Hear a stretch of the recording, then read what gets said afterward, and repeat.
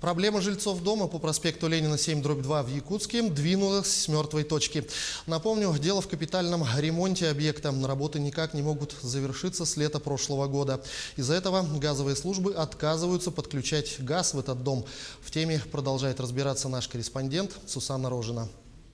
Первый блин комом. Именно так можно охарактеризовать ситуацию, в которой оказались жильцы дома по проспекту Ленина 7/2. С прошлого лета у них продолжается капитальный ремонт. К этому ремонту не были готовы ни жильцы, ни подрядные организации. И поэтому до сих пор жильцы сидят без газа. Первое, это до сих пор не подключили газовое оборудование.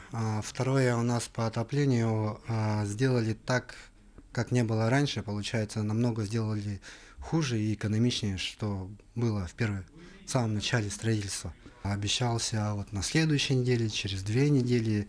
В общем, кормил завтраками, но до сих пор не был. До Нового года, собственно, не было подключения. Сейчас они мне обещают в течение 20 теперь дней подключить газ. Этот 64-квартирный дом стал первым на очереди по замене внутридомового газового оборудования в целом по республике. Поэтому подрядные организации оказались не готовы к этим видам работ ни физически, ни материально. Общая сумма по договору составила 8 миллионов рублей.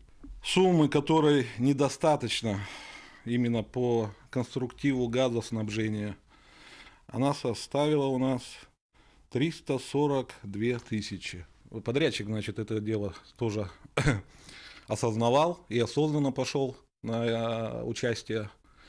Вот, и поэтому на сегодняшний день говорить об этом, что сумма недостаточная, ну, наверное, некорректно. Генеральный подрядчик компании «Юнион» заключил новый договор со специализированной компанией, которая уже начинает работы по замене газового оборудования. Но теперь возникла другая проблема. Жильцы, уставшие от продолжительного ремонта, отказываются впускать их к себе в квартиру. Если не будет стопроцентного допуска, то субподрядчик может отказаться от оказания этого вида работ. В данный момент нашли субподрядчика, который имеет все лицензии, все разрешения и должны были сегодня приступить уже к работе. Но, к сожалению, опять же столкнулись с такими моментами, что жильцы не допускают к системе газоснабжения, которая проходит у них через квартиру. Мы же узнали, что один был расконвоированный, один вообще в розыске был. Мы его по объявлению увидели, ну, что его разыскивает. А мы сказали, да он же у нас уже в 2 подъездах вот, вхож был. И нам вчера, когда мы ходили, говорили о том, что пришли на собрание, они говорили, почему набирают с улицы.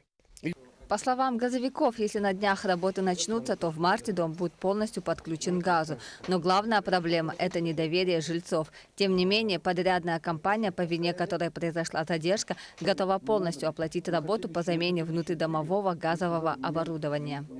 Сусанна Рожина, Семен Семенов, Якутск.